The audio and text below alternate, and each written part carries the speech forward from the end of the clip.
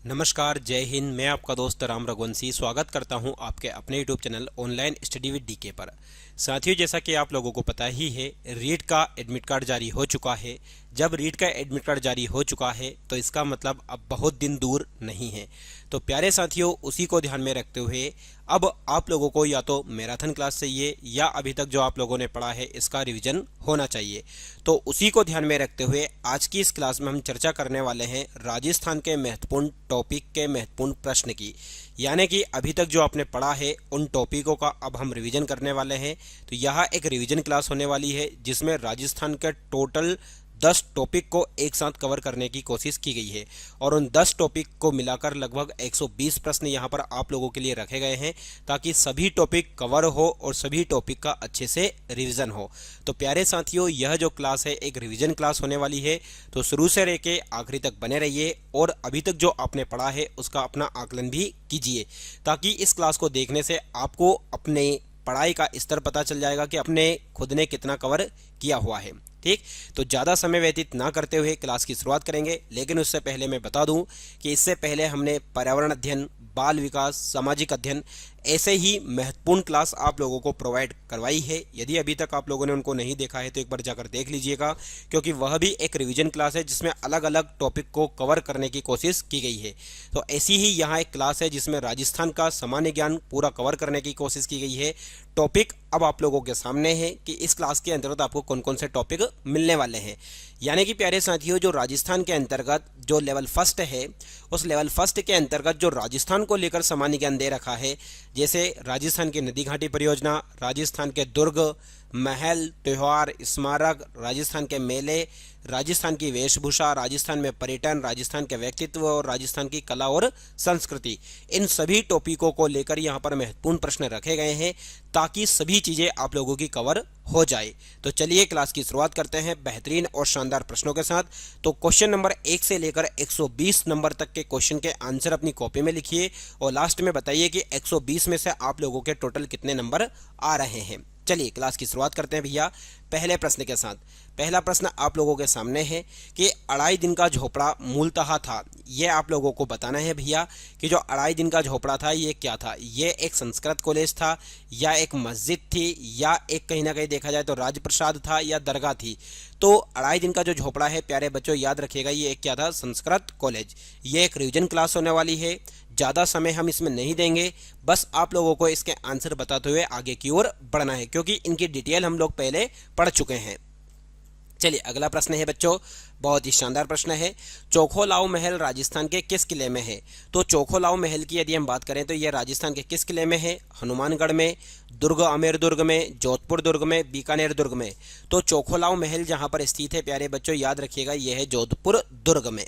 चलिए अगला प्रश्न है, निम्नलिखित में से कौन सी बावड़ी या स्थान सुमेलित है। इनमें से 3 जो ऑप्शन दे रखे हैं वो कहीं ना कहीं आप लोगों के सामने सुमेलित नहीं है, केवल एक ही है जो सुमेलित है, वो आपको बताना है। चांद बावड़ी आभानेरी, त्रिमुखी बावड़ी चूरू, नौलखा बावड़ी जयपुर और झाली बावड़ी सीकर। तो इनमें से कौन सी सुमेलित है ये आपको बताना है। तो इसमें सुमेलित है चांद बावड़ी जो कि है आभानेरी में।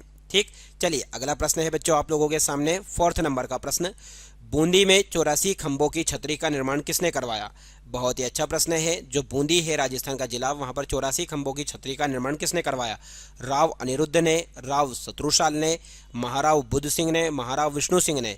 तो बूंदी में 84 खंभों की छतरी का जो निर्माण करवाया था राव अनिरुद्ध सिंह ने करवाया था, ये आप लोगों को ध्यान रखना है।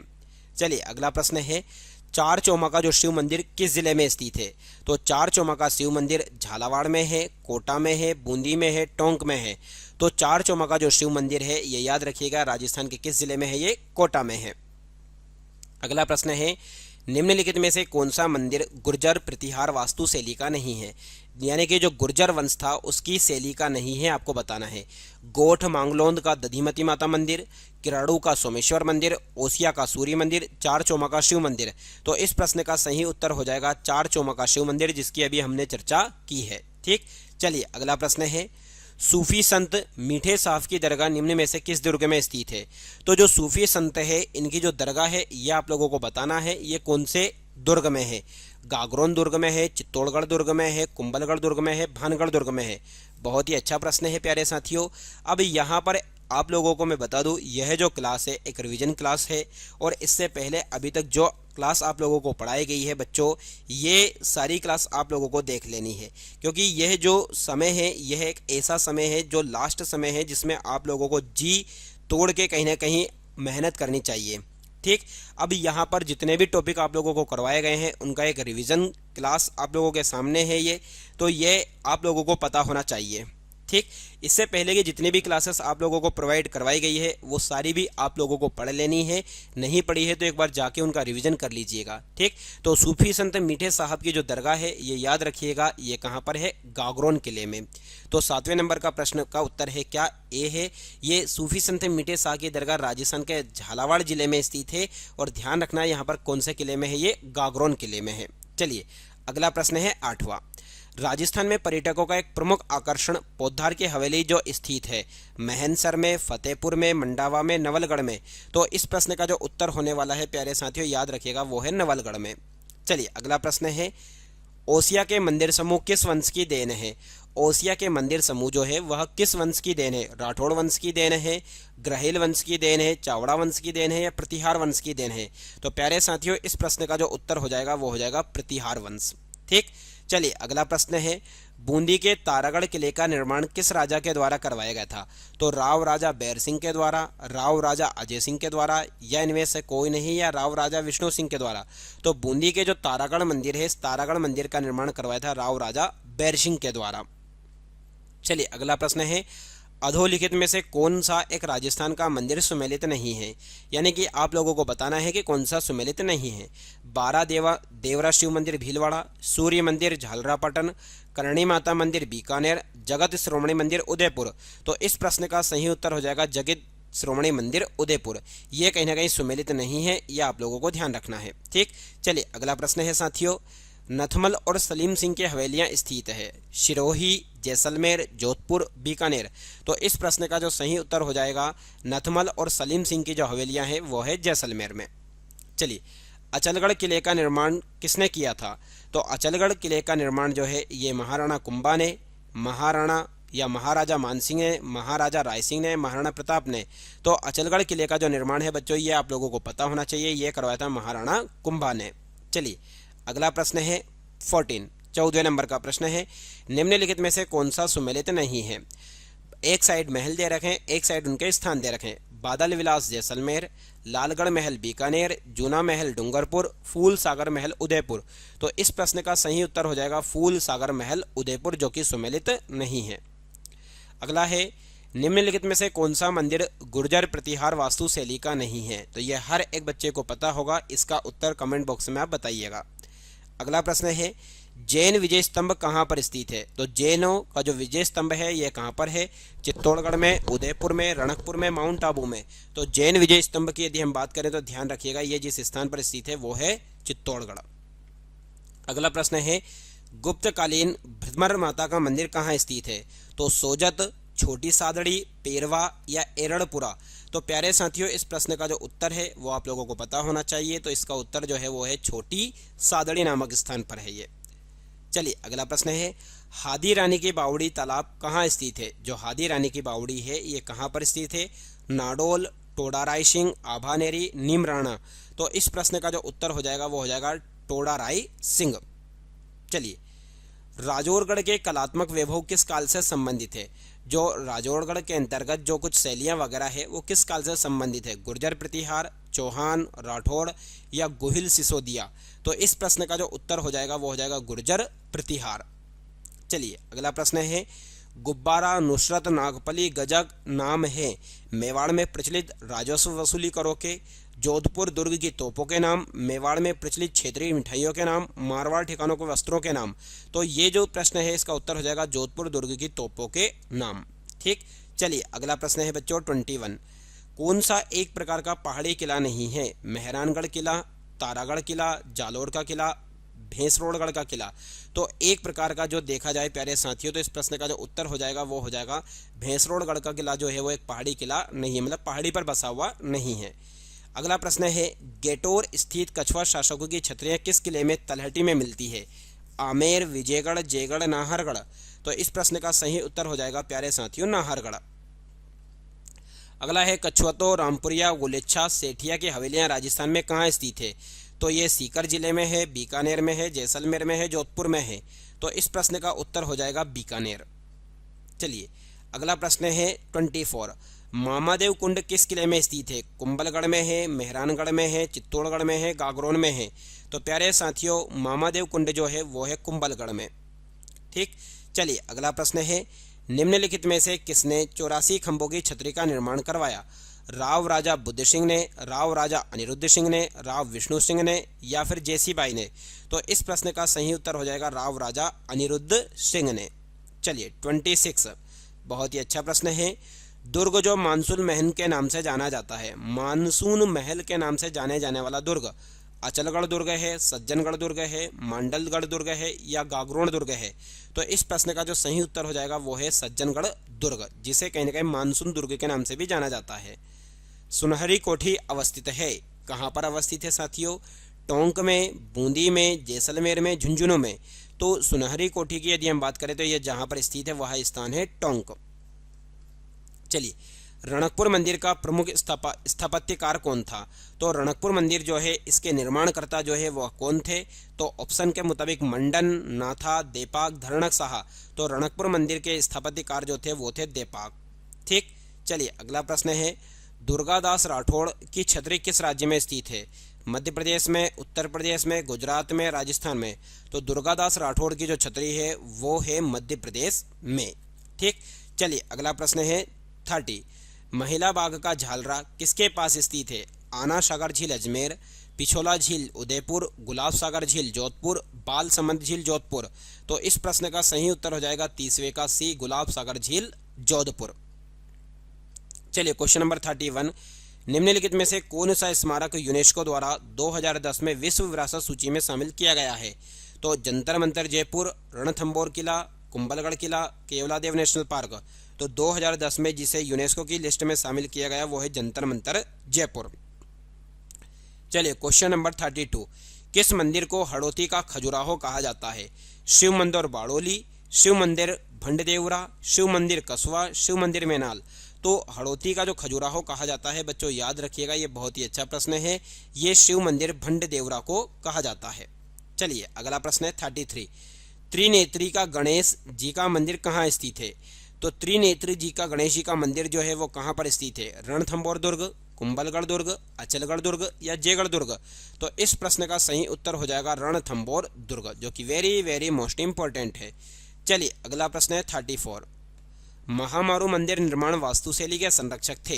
जो महामारू मंदिर है इसके निर्माण की जो शैली है उसके संरक्षक कौन थे? गोहिल, चौहान, प्रतिहार, परमार। तो इस प्रश्न का जो उत्तर हो जाएगा 34 का सी, यानी कि प्रतिहार।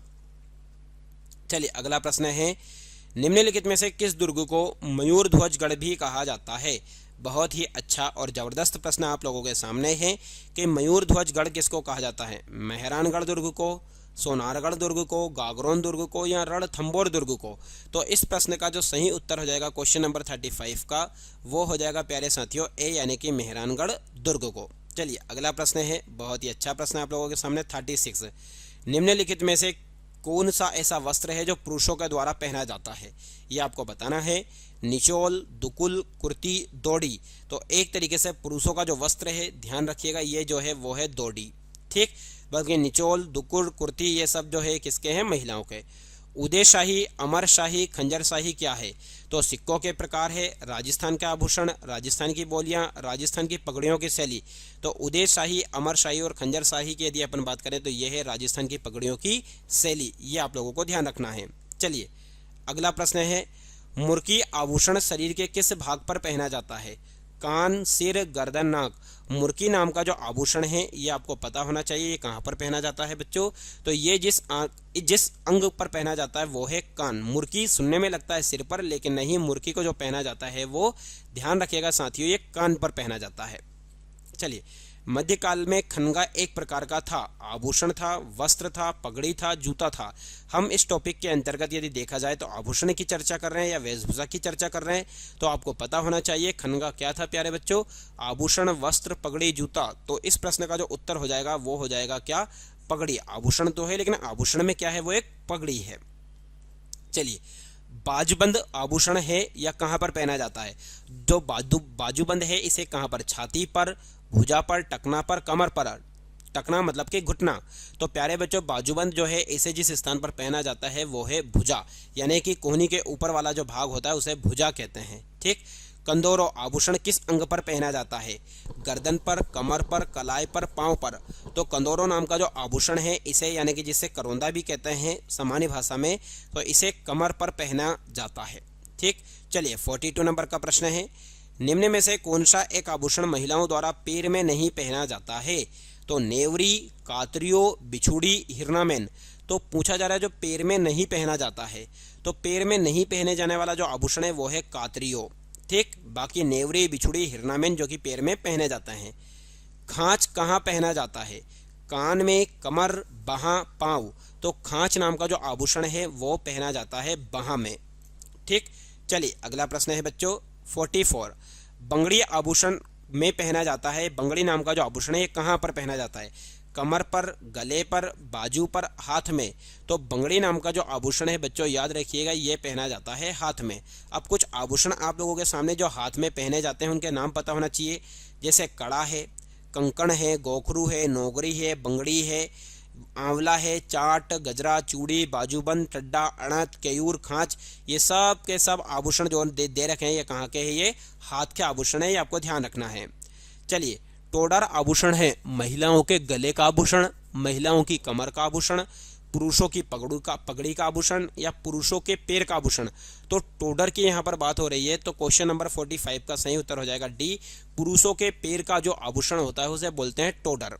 ठीक। चलिए क्वेश्चन नंबर 46, निम्न में से हाथ का आभूषण नहीं है? बीठी, कुड़क, भंवरकड़ी, पासो। तो इस प्रश्न का जो उत्तर हो जाएगा वो हो जाएगा पासो, क्योंकि बीठी, कुड़क और भंवरकड़ी तीनों हाथ के आभूषण है, बल्कि पासो नहीं है। ठीक। चलिए क्वेश्चन नंबर 46 के बाद 47, कोंकरू, पिप्पल पान, एरंगपतो आदि आभूषण किस अंग में पहने जाते हैं? नाक, कान, गला, सिर। तो प्यारे साथियों ये आप लोगों को पता होना चाहिए। क्वेश्चन नंबर 47 का सही उत्तर हो जाएगा बी, यानी कि कान में पहने जाने वाले आभूषण हैं। निम्न में से हाथ का आभूषण नहीं है? बीठी, कुड़क, पासों, भंवरकड़ी। तो प्यारे साथियों ये प्रश्न मैं आप लोगों को बता चुका हूं, तो सभी बच्चे मुझे कमेंट बॉक्स में इसका उत्तर देंगे कि इसका सही उत्तर क्या हो जाएगा। 49 नंबर का भी प्रश्न बता चुका हूं, इसका भी आप उत्तर दीजिएगा। चलिए अगला प्रश्न है, सटका शरीर के किस अंग का आभूषण है? तो सटका गले का, कमर का, नाक का, पैर का। तो सटका नाम का जो आभूषण है याद रखिएगा ये कमर का है। ठीक। चलिए अगला प्रश्न है आप लोगों के सामने, सेरत का मेला या सोरत का मेला राजस्थान में कहाँ लगता है? बहुत ही अच्छा प्रश्न है बच्चों। ये मांडल भीलवाड़ा, शाहाबाद बारा, लालसोट दौसा या राशमी चित्तौड़। तो सोरत का जो मेला लगता है बच्चों ये लगता है मांडल भीलवाड़ा। ठीक। चलिए अगला प्रश्न है, सीरत का मेला कहाँ लगता है? मांडल भीलवाड़ा या फिर शाहाबाद बारा, लालसोट दौसा, राशमी चित्तौड़। वही सेम सीरत आ जाए या सोरत आ जाए, मांडल भीलवाड़ा आप लोगों को बताना है। ठीक। चलिए अगला प्रश्न है, निम्नलिखित में से खलकानी माता का मेला कहाँ लगता है? लुणियावास में लगता है, मांगलियावास में लगता है, बिलाड़ा में लगता है, ओसिया में लगता है। तो प्यारे साथियों यदि देखा जाए तो खलकानी माता का जो मेला लगता है वो लुणियावास में लगता है। चलिए अगला प्रश्न है, राजस्थान का कौन सा मेला आदिवासी का कुंभ कहलाता है? तो रामदेव जी का मेला, परबतसर मेला, पुष्कर मेला, बेणेश्वर मेला। तो बहुत ही अच्छा प्रश्न है, जो बेणेश्वर मेला है इसे आदिवासियों का कुंभ कहा जाता है। ठीक। चलिए क्वेश्चन नंबर 55, सीताबड़ी आदिवासियों का मेला किस जिले में लगता है? तो सीताबड़ी आदिवासियों का मेला बारां, भरतपुर, जयपुर, बांसवाड़ा। तो इस प्रश्न का जो सही उत्तर हो जाएगा वो हो जाएगा बारां।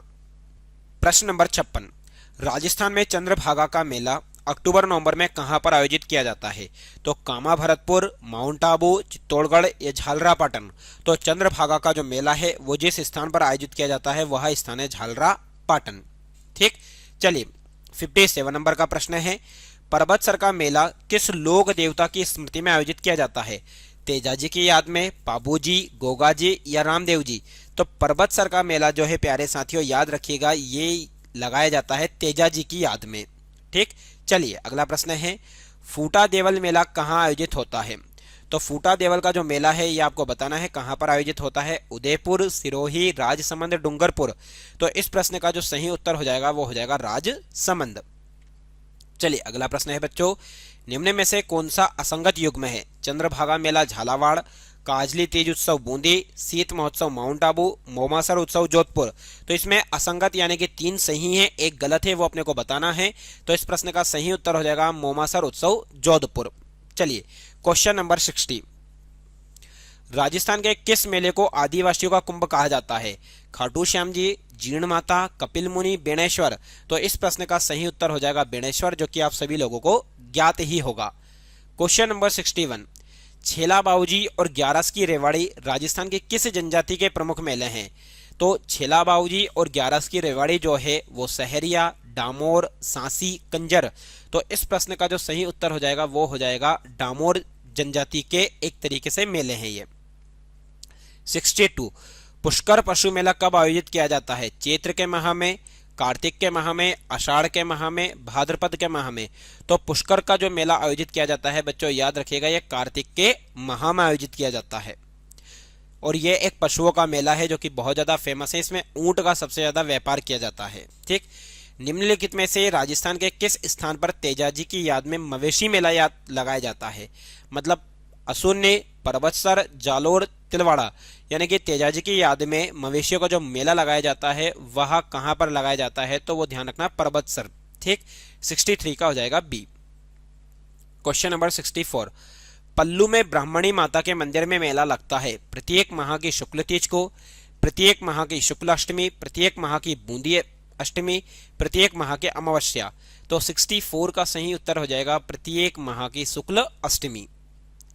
क्वेश्चन नंबर 65, हनुमानगढ़ में भद्रकाली मेला भरता है चैत्र बोधि अष्टमी को, चैत्र की अष्टमी नवमी को, चैत्र की अमावस्या को, चैत्र की पूर्णिमा को। तो हनुमानगढ़ में भद्रकाली मेला जो भरता है बच्चों याद रखिएगा, क्वेश्चन नंबर 65 का सही उत्तर हो जाएगा बी, यानी कि चैत्र माह के अष्टमी और नवमी को। चलिए अगला प्रश्न है प्रश्न नंबर 66, राजस्थान में त्योहारों की शुरुआत श्रावणी तीज से होती है और अंत कहां से होता है? तो अंत अपने को बताना है, यानी कि सावन महीने की तीज से त्योहार की शुरुआत होती है और खत्म कब होता है? तो शीतला अष्टमी को, हरियाली तीज को, गणगौर को या चटड़ा चौथ को। तो इस प्रश्न का जो उत्तर हो जाएगा बच्चों वो हो जाएगा गणगौर, यानी कि शुरुआत तो जो होती है वो कहीं ना कहीं हरियाली या फिर हरियाली अमावस्या कब आती है? ये सावन में। तो हरियाली अमावस्या के आसपास तीज से इसकी शुरुआत होती है और खत्म जो होती है वो गणगौर के उत्सव पर खत्म होती है। चलिए अगला प्रश्न है क्वेश्चन नंबर 67, राजस्थान में अबूझ सावा किस दिन मनाते हैं? तो गणगौर के दिन, बसंत पंचमी के दिन, कार्तिक पूर्णिमा या आखा तीज। तो अबूझ सावा जो मनाया जाता है ध्यान रखिएगा आखा तीज, और इसी समय में कहीं ना कहीं लगन का समय भी होता है। हरियाली अमावस्या का पर्व किस तिथि को मनाया जाता है? आषाढ़ अमावस्या, श्रावण अमावस्या, फाल्गुन अमावस्या, कार्तिक अमावस्या। तो हरियाली अमावस्या का जो पर्व है वो श्रावण महीने की अमावस्या को मनाया जाता है, यह आप लोगों को ध्यान रखना है। 68 का बी। कजली तीज का त्योहार कहाँ मनाया जाता है?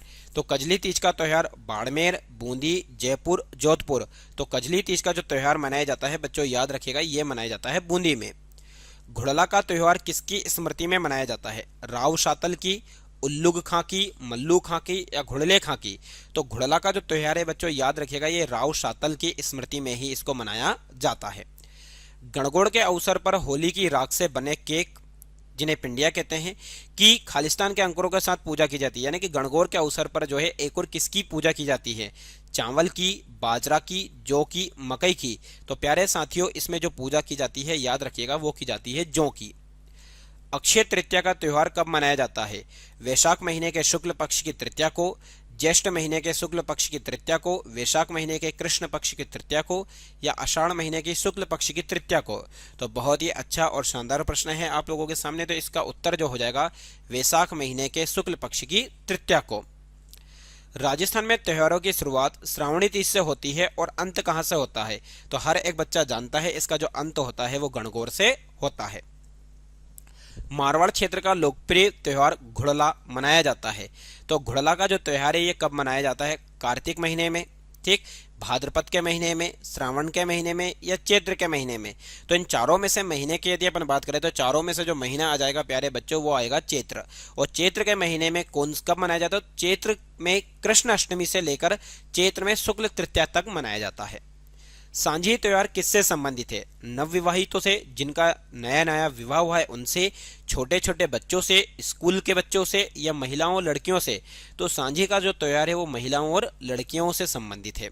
ठीक, 75 का उत्तर हो जाएगा सी। 76, गणगौर पर्व समर्पित है देवी लक्ष्मी को, देवी पार्वती को, भगवान राम को, भगवान कृष्ण को? तो गणगौर का जो पर्व है वो देवी पार्वती को समर्पित है। गणगौर पर्व के दौरान गाए जाने वाले गीतों में गिंदोली नाम प्रयुक्त होता है। यह गिंदोली कौन थी? राव सातल की पुत्री, बहादुर शाह की पुत्री, अहमदाबाद के सूबेदार महमूद बेग की पुत्री, मालानी के शासक मल्लीनाथ की पुत्री? तो इस प्रश्न का जो उत्तर हो जाएगा 77 का, वो हो जाएगा सी, अहमदाबाद के सूबेदार महमूद बेग की पुत्री। निम्नलिखित में से किस क्षेत्र में गुलाबी गणगौर चैत्र शुक्ल पश्चिमी को मनाया जाता है? बूंदी में, पुष्कर में, अजमेर में, नाथद्वारा में? तो 78 नंबर के प्रश्न का सही उत्तर हो जाएगा प्यारे साथियों डी, यानी कि नाथद्वारा में। किस महीने में कजली तीज का त्योहार बूंदी में मनाया जाता है? मतलब कजली तीज का त्योहार बूंदी में मनाया जाता है, लेकिन कौन से माह में? सावन के महीने में, फाल्गुन के महीने में, भाद्रपद के महीने में, चैत्र के महीने में? तो इस प्रश्न का सही उत्तर हो जाएगा भाद्रपद के महीने में। बूंदी में कजली तीज का त्योहार किस माह में मनाया जाता है? तो यह आप सभी लोगों को पता है, अभी आप लोगों को बता चुका हूं, तो सभी लोगों को इसका उत्तर कमेंट बॉक्स में देना है। 1857 की क्रांति का भामाशाह किसको कहा जाता है? बहुत अच्छा प्रश्न है। अमरचंद बांठिया को, मंगल पांडे को, ठाकुर कुशाल सिंह को, जयदयाल सिंह को?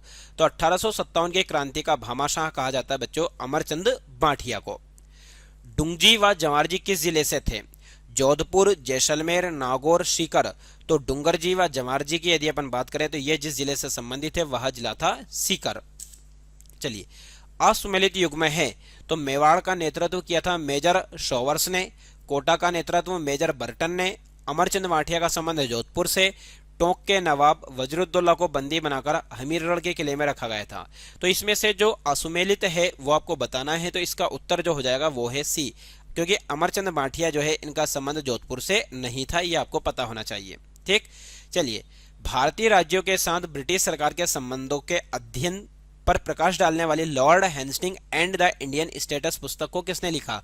मोहन सिंह मेहता, सीताराम लालस, श्यामदाल दास दधवाड़िया, विजय दांते था? तो इस प्रश्न का जो सही उत्तर हो जाएगा 84 का बच्चों वो हो जाएगा मोहन सिंह मेहता। कोटा में वीर भारत समाज की स्थापना किसने की थी? तो कोटा में वीर भारत समाज की स्थापना प्यारे राम, साधु सीताराम, नैनू राम, केसरी सिंह? तो इस प्रश्न का जो सही उत्तर हो जाएगा 685 का डी, यानी कि केसरी सिंह। यह आप सबको ध्यान रखना है। चलिए, अगला प्रश्न है, अर्जुन लाल सेठी द्वारा क्रांतिकारियों को प्रशिक्षण देने के लिए जयपुर में स्थापित किए गए विद्यालय का क्या नाम था? तो अनुशीलन विद्यालय, अभिनव भारत विद्यालय, वर्धमान विद्यालय, या पार्श्वनाथ विद्यालय? बहुत ही अच्छा प्रश्न है, खूबसूरत सा प्रश्न है आप लोगों के सामने। तो इसका उत्तर जो हो जाएगा 86 का सी, यानी कि वर्धमान विद्यालय।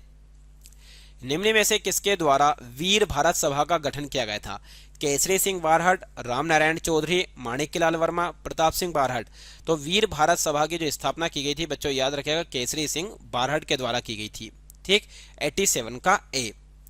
क्रांतिकारी जिसे महंत प्यारेलाल हत्याकांड में सजा मिली थी, मतलब महंत प्यारेलाल जो थे उनकी हत्या की गई थी उसमें उनको सजा मिली थी। जोरावर सिंह, श्यामजी कृष्ण वर्मा, केसरी सिंह बारहट, विजय सिंह पथिक? तो इस प्रश्न का सही उत्तर हो जाएगा 88 का सी, यानी कि केसरी सिंह बारहट। चलिए, अगला प्रश्न है 89। मदन पराजय पार्श्व यज्ञ के स्वतंत्रता सेनानी की कृतियां हैं? अर्जुन लाल सेठी, विजय सिंह पथिक, जमनालाल बजाज, या मोतीलाल तेजावत? तो क्वेश्चन नंबर 89 का सही उत्तर हो जाएगा प्यारे साथियों आप लोगों के सामने अर्जुन लाल सेठी।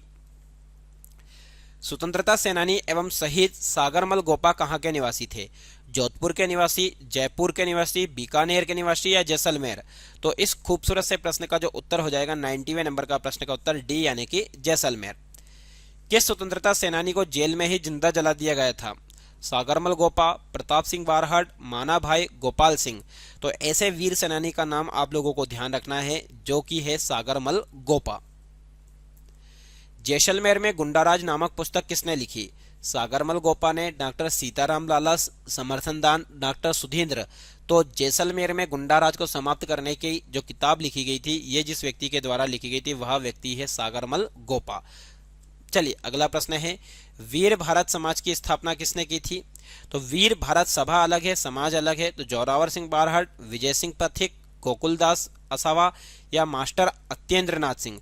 तो यहाँ पर क्वेश्चन नंबर 93 का सही उत्तर हो जाएगा विजय सिंह पथिक। बाकी इसके अलावा आप लोगों को केसरी सिंह बारहट का भी नाम याद रखना है। प्रजामंडल आंदोलन के दौरान जोधपुर जिले में अव्यवस्था व अन्याय के विरुद्ध भूख हड़ताल करने के कारण स्वास्थ्य खराब हो जाने से 19 जून 1942 ईस्वी को किस स्वतंत्रता सेनानी की मृत्यु हो गई? भंवरलाल सर्राफ, मथुरादास माथुर, बाल मुकुंद बिस्सा या आनंद मल सुराणा। तो इस 94 नंबर के प्रश्न का उत्तर हो जाएगा बाल मुकुंद बिस्सा। राजस्थान में राजनीतिक चेतना को सर्वप्रथम जन्म देने वाले व्यक्ति थे। तो राजस्थान में राजनीतिक चेतना को जन्म देने वाले व्यक्ति विजय सिंह पथिक, अर्जुनलाल सेठी, सेठ दामोदर दास या सहसमल बोहरा। तो इस प्रश्न का सही उत्तर हो जाएगा अर्जुनलाल सेठी। वह व्यक्ति जिसके परिवार के सभी सदस्यों ने राजस्थान में स्वतंत्रता आंदोलन हेतु अपने जीवन को न्यौछावर कर दिया? जमनालाल बजाज, केसरी सिंह बारहट, अर्जुनलाल सेठी या विजय सिंह पथिक। तो इस प्रश्न का सही उत्तर हो जाएगा 96 का बी यानी कि केसरी सिंह बारहट। नसीराबाद छावनी को लूटने वाला राजपूत सरदार कौन था? किशन सिंह, डूंगर सिंह, जुझार सिंह, अनाड़ सिंह। तो इस प्रश्न का जो उत्तर हो जाएगा 97वें नंबर के प्रश्न का उत्तर है डूंगर सिंह। ये आपको ध्यान रखना है। चलिए अगला प्रश्न है बच्चों 98, जीवन कुटीर के गीत निम्न में से किसके द्वारा लिखा गया है? तो जय नारायण व्यास, हरिबाहु उपाध्याय, हीरालाल शास्त्री, गोकुल भाई भट्ट। तो क्वेश्चन नंबर 98 का जो उत्तर हो जाएगा वो हो जाएगा सी यानी कि हीरालाल शास्त्री। अमरदास वैरागी साधु के वेश में अपना अंतिम समय किस क्रांतिकारी ने व्यतीत किया? केसरी सिंह, गोपाल सिंह खरवा, साधु सीताराम दास, जोरावर सिंह। तो क्वेश्चन नंबर 99 का सही उत्तर हो जाएगा बी यानी कि गोपाल सिंह खरवा। चलिए, प्रताप सिंह बारहट को किस षड्यंत्र केस के तहत जेल भेजा गया था? बनारस षड्यंत्र के तहत, लाहौर षड्यंत्र, अलीपुर षड्यंत्र, मेरठ षड्यंत्र। तो कहीं ना कहीं प्रताप सिंह बारहट को जिस षड्यंत्र के तहत जेल भेजा गया था वो था लाहौर षड्यंत्र। चलिए, क्वेश्चन नंबर 101, मरुगंगा व प्रदेश की जीवन रेखा कौन सी परियोजना कहलाती है? सोमकमला, व्यास नहर, इंदिरा गांधी नहर, चंबल नहर। तो कहीं ना कहीं मरुगंगा यानी कि जो एक तरीके से राजस्थान की गंगा है उसके रूप में जिस नहर को जाना जाता है वो आप लोगों को ध्यान रखना है, इंदिरा गांधी नहर। चलिए, क्वेश्चन नंबर 102, तालाबों द्वारा संचित सबसे अधिक क्षेत्र किस जिले में आता है? मतलब तालाब के द्वारा जो सबसे ज्यादा सिंचाई होती है वो कौन से क्षेत्र में होती है? जयपुर, जोधपुर, भीलवाड़ा, उदयपुर। तो 102 नंबर के प्रश्न का सही उत्तर हो जाएगा भीलवाड़ा। चलिए अगला प्रश्न है, विश्व की सबसे पुरानी तथा विकसित नहर व्यवस्था भारत में कौन सी है? इंदिरा गांधी नहर परियोजना, नर्मदा नहर परियोजना, सीकरी नहर परियोजना, गंगा नहर परियोजना। तो 103वें नंबर का प्रश्न हो जाएगा इसका उत्तर डी यानी कि गंगा नहर परियोजना। बाकली बांध किस नदी पर स्थित है? मानसी, जवाई, सुकड़ी, खारी। तो बाकली बांध जिस नदी पर स्थित है वो आप लोगों को ध्यान रखना है, वो उस नदी का नाम है सुकड़ी। ठीक, 104 का सी। 105, राजस्थान में कुओं द्वारा सर्वाधिक सिंचाई होती है? पूर्वी क्षेत्र में, उत्तरी क्षेत्र में, दक्षिणी क्षेत्र में, दक्षिण पूर्वी क्षेत्र में। तो इस प्रश्न का सही उत्तर हो जाएगा पूर्वी क्षेत्र में। इनमें से किस राज्य में नागार्जुन सागर परियोजना स्थित है? तमिलनाडु, मध्य प्रदेश, उत्तर प्रदेश, आंध्र प्रदेश। तो नागार्जुन सागर परियोजना भारत के आंध्र प्रदेश राज्य में स्थित है। भारत के स्वतंत्रता के बाद प्रथम बहुउद्देशीय परियोजना इनमें से कौन सी थी? हीराकुंड बांध परियोजना, दामोदर घाटी परियोजना, नागार्जुन सागर परियोजना, भाखड़ा नागल परियोजना। तो भारत की आज़ादी के बाद जो सबसे पहली बहुउद्देशीय परियोजना थी उसका नाम था दामोदर घाटी परियोजना। चलिए अगला प्रश्न है, इनमें से किस राज्य में इडुक्की जल विद्युत परियोजना स्थित है? कर्नाटक, हिमाचल प्रदेश, अरुणाचल प्रदेश, केरल। तो इडुक्की जल परियोजना जो है ये याद रखना है, यह है केरल राज्य में। कहां पर है ये?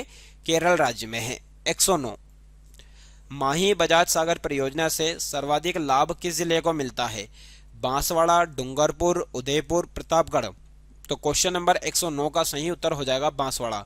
माही बजाज सागर परियोजना से सबसे ज्यादा जो लाभ है बच्चों याद रखिएगा वो है बांसवाड़ा को।